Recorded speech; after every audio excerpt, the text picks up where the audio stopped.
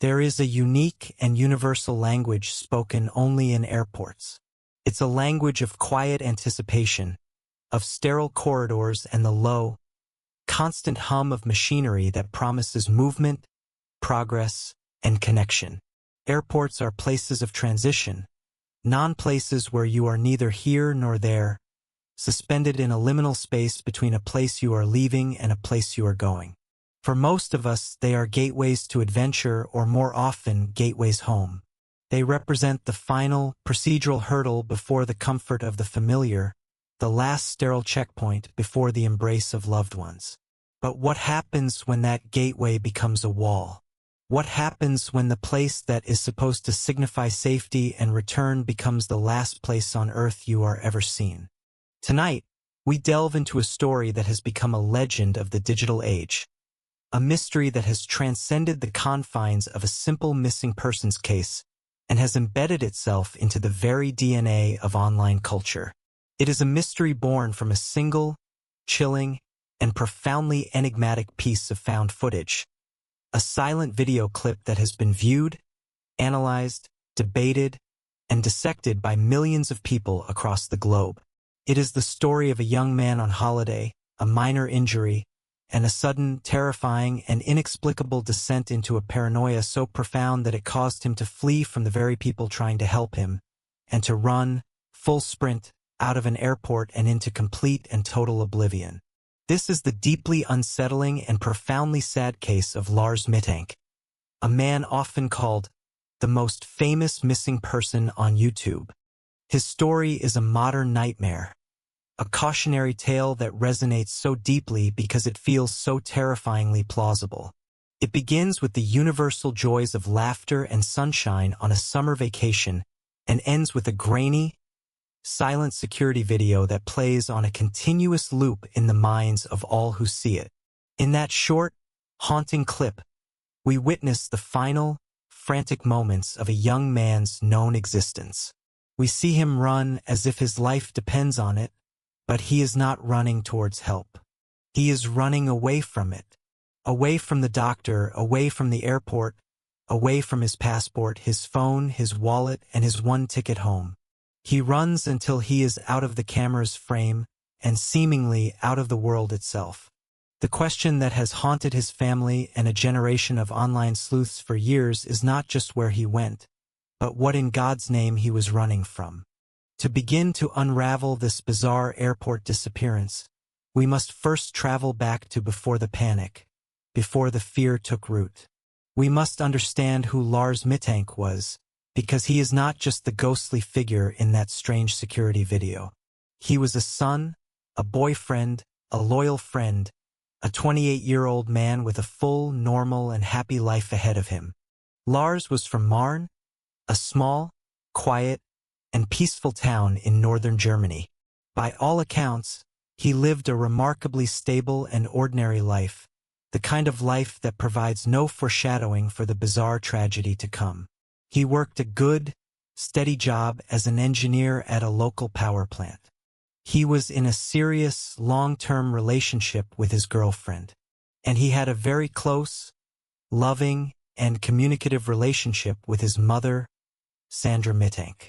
This relationship would become our primary window into his final, terrifying days. He was a passionate supporter of the Werder Bremen football club, a detail that seems trivial and mundane, but it is this simple passion that will become the unlikely and tragic catalyst for our entire story. His friends and family described him as a kind, gentle, easygoing, and utterly reliable young man. He was not known for impulsive or erratic behavior. He was not a heavy drinker or a user of illicit drugs. He was, by all available measures, a typical, well-adjusted 28-year-old, looking forward to a week of sun and fun with his closest friends. In early July of 2014, that week arrived. Lars and a group of his childhood friends embarked on a classic European summer holiday, a rite of passage for many young people. Their destination was Golden Sands, Bulgaria. For those who are unfamiliar, Golden Sands is a sprawling, purpose-built resort town on the picturesque Black Sea coast. It's famous, or perhaps infamous, for its vibrant, pulsating nightlife, its long, sandy beaches, and its well-earned reputation as a party hotspot for young tourists from all over Europe. It's a place of loud music, cheap beer, and carefree, hedonistic fun, the perfect setting for a group of young men to relax, celebrate their friendship, and let off some steam. For the first few days of the trip, the vacation was exactly that. It was perfect. Photos from the beginning of the week show a smiling, relaxed, and happy Lars. He's pictured on the beach with his friends, at bars, looking completely carefree and at ease. There is absolutely no indication, no hint of the darkness that is about to descend upon him. The vacation was going precisely according to plan. They swam, they partied, they explored the resort, they enjoyed the welcome break from their everyday lives back in Germany. The turning point, the single, seemingly minor event that would knock Lars's life completely off its axis and send it careening towards unimaginable tragedy, occurred near the very end of the trip. The details, as they often are in alcohol-fueled late-night disputes, are somewhat murky, but the core of the story is this. Lars, a proud and vocal Werder Bremen fan, got into a heated argument with a group of other German tourists. These other men were fans of a rival football club, most likely the powerhouse Bayern Munich. The disagreement, which started as simple sports-related trash talk, escalated from a verbal sparring match to a brief physical altercation. Lars's friends were present and quickly intervened to break it up, but not before one of the other men managed to strike Lars hard in the side of the head, a powerful blow specifically to his left ear. In the immediate aftermath of the fight, Lars, perhaps out of a sense of masculine pride or simply not wanting to ruin the last night of the holiday, downplayed the injury. His friends were concerned and insisted that he should see a doctor right away, but Lars waved them off, insisting he was fine. He just wanted to get something to eat. They all went to a nearby McDonald's, and the incident seemed to be over. It was a stupid, pointless holiday fight, the kind of thing that happens all the time in party towns and is usually forgotten by the next morning. Except this time, the consequences of that single blow would be severe, catastrophic, and lasting. The next day, as the group was packing their bags and preparing to head to the airport to fly home, it was clear that Lars was not fine. He was in significant pain. More alarmingly, he couldn't hear properly out of his left ear. The sound was muffled, and he was experiencing a painful pressure. He finally relented and agreed that he needed to see a doctor before getting on a plane. The diagnosis he received from a local Bulgarian doctor was serious: a ruptured eardrum. The doctor's advice was clear, firm, and unequivocal. Flying in his current condition could be extremely dangerous. The drastic change in cabin pressure during ascent and descent could cause further damage to his already injured ear, potentially leading to excruciating pain, severe vertigo, or even permanent hearing loss. He was, the doctor declared, not fit to fly. The doctor prescribed a common antibiotic, cefprozil, which is sold in Europe under the brand name Cefsil 500. The purpose of the drug was to prevent any potential infection from developing in his injured ear. This medication is another crucial and highly debated piece of our puzzle. And so, based on this medical advice, a decision was made. It was a decision that, at the time, seemed perfectly simple, logical, and safe. Lars's friends would fly home to Germany as scheduled. Lars would stay behind in Bulgaria for just a few days, wait for his ear to heal enough to be safe for travel, and then catch the next available flight back. It was a frustrating and unfortunate way to end their vacation, but it didn't seem like a crisis. His friends left him with some extra cash, and he assured them he would be fine and would see them in a couple of days. They said their goodbyes at Varna Airport, expecting a text from him later that day confirming his new travel plans. They had no way of knowing that they were saying goodbye to their friend for the last time. This moment of separation, this parting of ways at the airport, is where the familiar story of a holiday mishap ends, and where a deep, dark, and terrifying psychological mystery begins. Lars was now completely alone in a foreign country where he didn't speak the language, nursing a painful and disorienting injury. He checked out of the large, cheerful resort hotel he had shared with his friends and found a much cheaper, more modest accommodation called the Hotel Color. This hotel was located closer to the Varna airport, a practical choice, but it was a world away from the bright, bustling, tourist-filled atmosphere of Golden Sands. It has since been described by journalists and investigators as cheap, a bit seedy, and ominously isolated. It was here, in the solitude and unfamiliarity of this drab hotel room, that an insidious and powerful fear seems to have taken root in Lars's mind. Our primary insight into Lars's rapidly deteriorating mental state comes from a series of increasingly frantic, bizarre, and disturbing phone calls he made to his mother, Sandra, back in Germany. She would later meticulously piece together this timeline of terror, a mother's chronicle of her son's descent into madness. The first calls were relatively normal, just updates on his situation. He told her about the ruptured eardrum, that he'd missed the flight, and that he had checked into a new hotel. He sounded disappointed but rational. But the tone of these calls quickly began to change, shifting from frustration to a quiet, creeping dread. He called her again, but this time he was whispering. He sounded frightened, his voice tight with anxiety. He told her a strange and deeply alarming story. He said that the 4 men from the fight, the Bayern Munich fans, hadn't just forgotten about the incident. He claimed they had hired other men, local Bulgarians, to find him and hurt him. He told his mother that he believed he was being followed. He claimed he had managed to evade them, but he was scared they would find him at the hotel. He then asked his mother to do something very strange and specific. He asked her to go online and immediately cancel his credit and debit cards. Sandra, now confused and growing deeply concerned by her son's panicked tone, asked him why. Lars's explanation was incoherent, something about not wanting them to be able to track him. He just insisted desperately that she do it right away. The paranoia continued to escalate with each subsequent call. In another whispered conversation, he told his mother that he had found a place to hide. He was hiding in his hotel room, but he didn't feel safe there anymore. He was whispering again, as if he believed someone could hear him through the thin walls of the cheap hotel. He then brought up the antibiotic the doctor had prescribed, the Cefzil 500. He was deeply suspicious of it.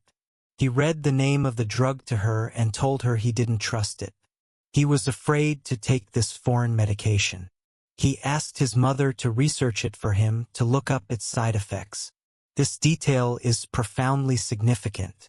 Was this a rational concern about taking an unfamiliar medication in a foreign country, or was it the first clear sign of a burgeoning paranoid fixation, a mind beginning to see threats where none existed? The final phone call Lars made from the Hotel Color is the most chilling of all. Came in the middle of the night. Lars was whispering, his voice trembling with what sounded like absolute terror. He told his mother that he had managed to escape the hotel, that they had found him. He said he was now hiding somewhere outside, in the darkness. He then uttered a profoundly disturbing and cryptic statement, words that have haunted his mother and investigators ever since. He said, "They won't let me live and they won't let me die." What could he possibly have meant by that? Who were they? Were they the men from the fight, as he claimed? Or were they something else entirely, a phantom enemy conjured by a mind in the grip of a powerful delusion? Shortly after this call, he sent his mother a brief, final text message. It simply said, "What is Cefzil 500? She replied immediately, telling him that her research showed it was just a standard antibiotic, that it was safe. But it seems her reassurance did nothing to quell the storm of terror that was now raging inside her son. At some point during that long, dark night of fear, Lars fled the hotel color for good. He left in such a hurry that he abandoned some of his luggage and belongings. He seems to have spent the rest of the night wandering, hiding, a lone, frightened figure in the unfamiliar outskirts of a Bulgarian city. At dawn, on the morning of July 8, 2014, he hailed a taxi. The taxi driver would later become a key witness in the investigation. He told police that his passenger, Lars, seemed extremely nervous and agitated. He was restless, his eyes darting around as if he was looking for someone. The driver also noted, significantly, that his pupils were widely dilated, a potential sign of drug use or extreme fear and adrenaline. Lars asked to be taken to one place, the airport. It seemed at this point that his primary desperate goal was still to go home. The airport, in his mind, must have represented safety, a gateway out of the nightmare he was experiencing. Upon arriving at Varna Airport, Lars's actions continued to be erratic, but there was a flicker of hope. He called his mother one last time from the airport terminal. He sounded audibly relieved. "I've made it to the airport," he told her. He explained that he was going to see the airport doctor to get clearance for a flight that was leaving soon. Sandra, who had been in a state of absolute panic all night, felt a powerful wave of relief wash over her. He was in a public place, surrounded by people under the watch of security cameras. He was safe. She encouraged him, telling him to find the airport clinic, see the doctor, and get on that plane home. Lars agreed.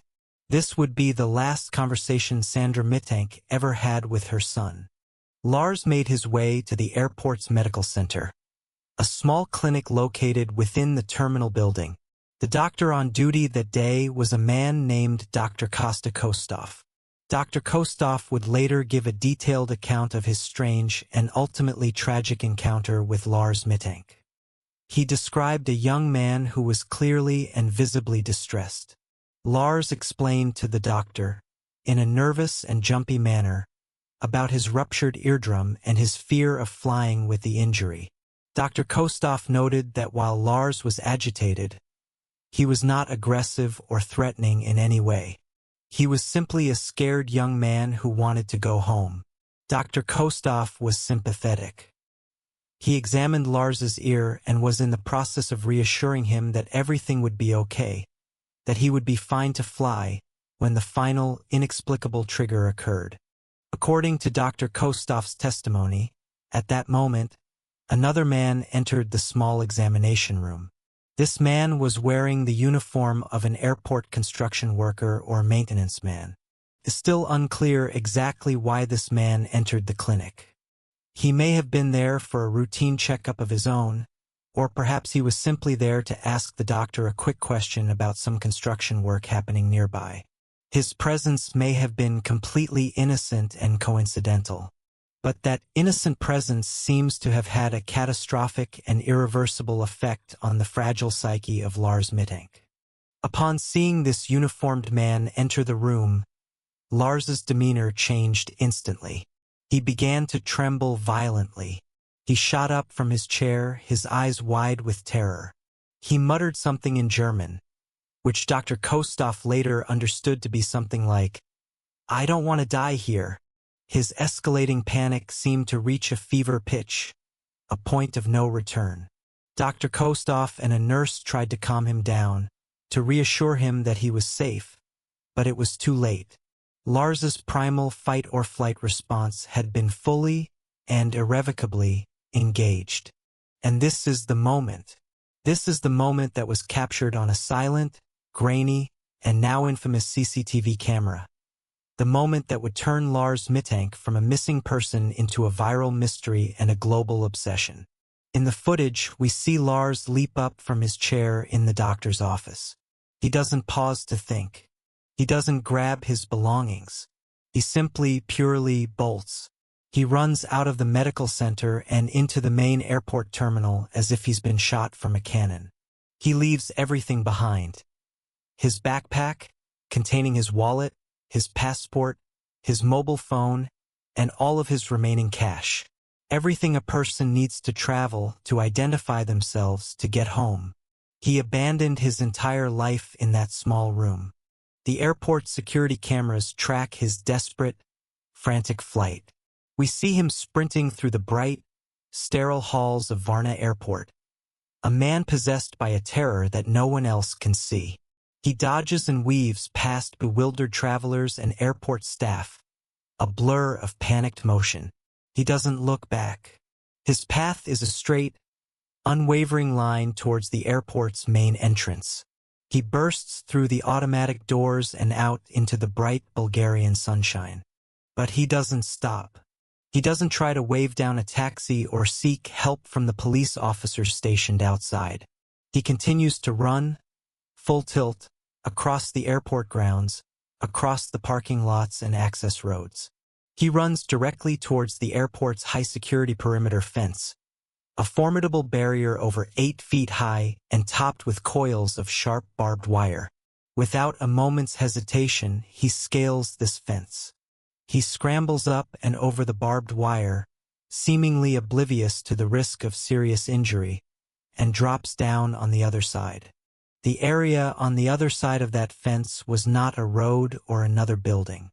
It was a vast, dense, and sprawling field of sunflowers, their heavy heads all turned towards the summer sun. Lars Mittank ran into that field of tall, thick vegetation and, like a ghost dissolving into the morning mist, he vanished. He has never been seen or heard from again. The immediate aftermath of his flight was one of utter confusion. The airport police were alerted, but by the time they managed to organize and begin their search, Lars was long gone. The subsequent search that followed in the days and weeks after was extensive. His mother, Sandra, her heart shattered into a million pieces, flew to Bulgaria immediately to oversee the effort. She hired a private investigator. They combed the entire area around the airport with search teams, thermal imaging cameras, and specially trained cadaver dogs. They scoured the massive sunflower field, the adjacent woods, the nearby coastline, and abandoned buildings. They found nothing, not a single trace of him, no discarded clothing, no signs of a struggle, no blood trail from the barbed wire, no footprints, and most importantly, no body. It was as if the earth itself had opened up and swallowed him whole. In the years since his shocking disappearance, the video of his final, frantic moments has become an internet phenomenon, a piece of modern folklore that continues to fascinate and horrify new audiences every day. And with that viral fame has come a torrent of theories, ranging from the plausible and scientific to the sinister, the conspiratorial, and the highly speculative. To truly understand this case, we must examine these competing explanations.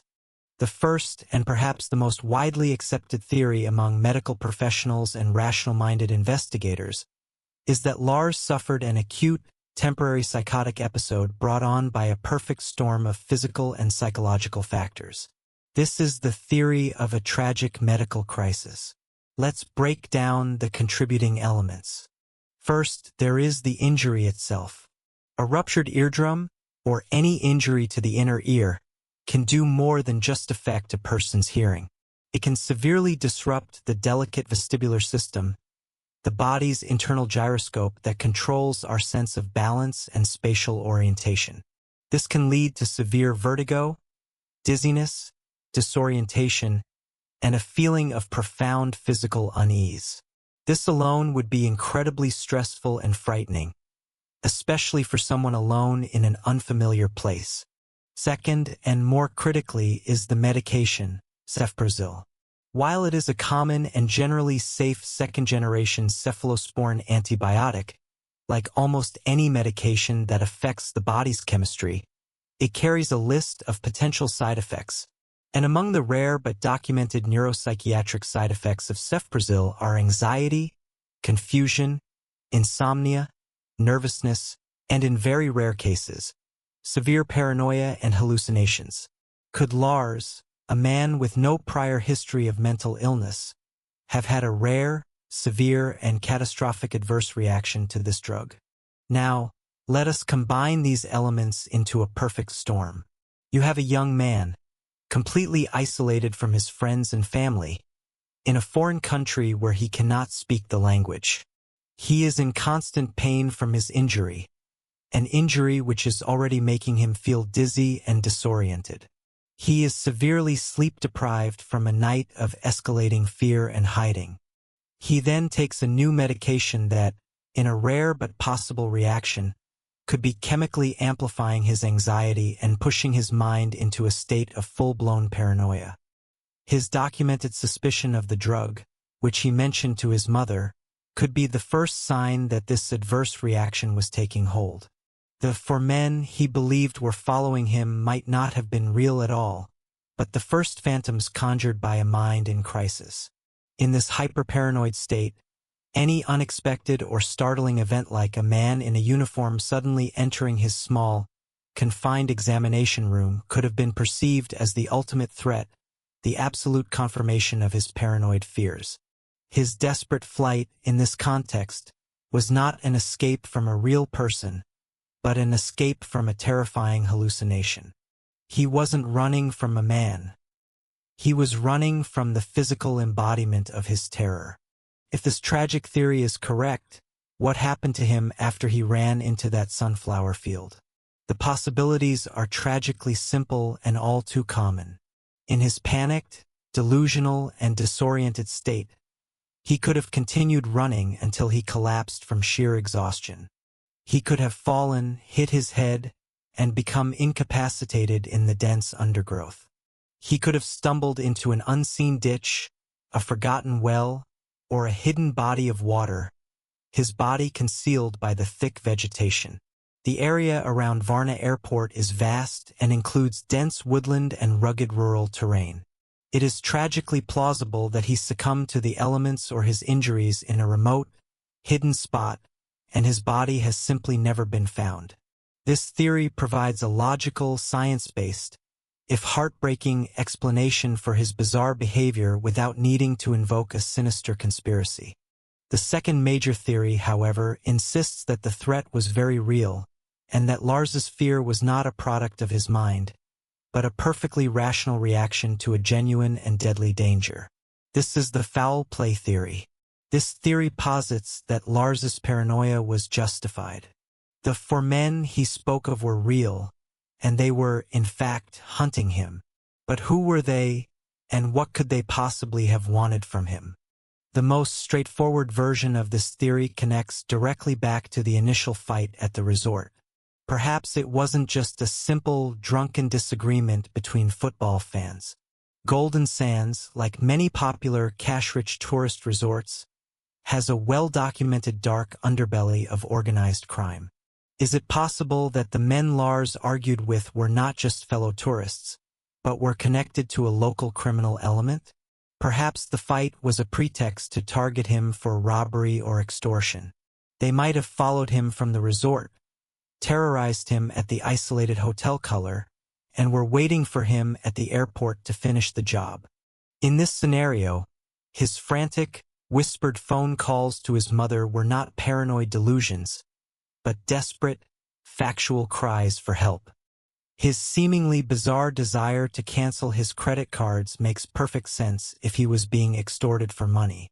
When he saw the construction worker at the airport clinic, he may have recognized him as one of his tormentors, or believed he was part of their group, sent to corner him in what he thought was a safe space. His flight, then, was not an act of madness, but a desperate, last-ditch effort to escape a very real threat. He left his belongings because they were worthless compared to his life. He ran into the field hoping to lose his pursuers in the dense, concealing vegetation. But what happened next? In this version of events, his pursuers caught up with him. They could have abducted him from the field, leaving no trace behind. This would explain why his body was never, ever found. But this theory, while compelling, also has its problems. Why would a criminal group go to such elaborate lengths over a simple tourist? If their goal was money, why not just take it from him at the hotel? Why allow him to get all the way to the airport, a very public place with abundant security and witnesses? And if they did abduct and kill him, why has there never been a ransom demand, a confession from a jailhouse informant, or any discovery of his remains? The foul play theory provides a powerful narrative for his fear, but it lacks any hard, physical evidence to support it. It remains a dark and speculative shadow hanging over the case. There are, of course, other, more fringe theories that have circulated in the vast echo chamber of the internet. One is the idea of a voluntary disappearance. Could Lars have simply wanted to escape his life and start over? This seems incredibly, almost impossibly unlikely. He was, by all accounts, a happy young man. He had a job he liked, a girlfriend he loved, and an extremely close and supportive relationship with his mother. And if you were planning to meticulously stage a disappearance to start a new life, you would almost certainly take your passport, your phone, and your money. You would not leave everything behind and sprint, in a blind panic, over a barbed wire fence in front of dozens of witnesses and security cameras. This theory contradicts every single piece of evidence we have about his personality and his final actions. Another theory that circulates in the darker corners of the internet is that he was a victim of human trafficking or an illegal organ harvesting ring. This is a terrifying and visceral thought, and we know that such horrific criminal enterprises do exist. It would, in a grim way, explain the complete lack of evidence and the fact that he vanished so completely and so quickly. However, there is absolutely no specific evidence to connect Lars Mittank's case to such an organization. It is a theory born of the absolute mystery and the lack of other satisfying answers, a worst-case scenario that fills the vacuum of the unknown, but it remains in the realm of pure, unadulterated speculation.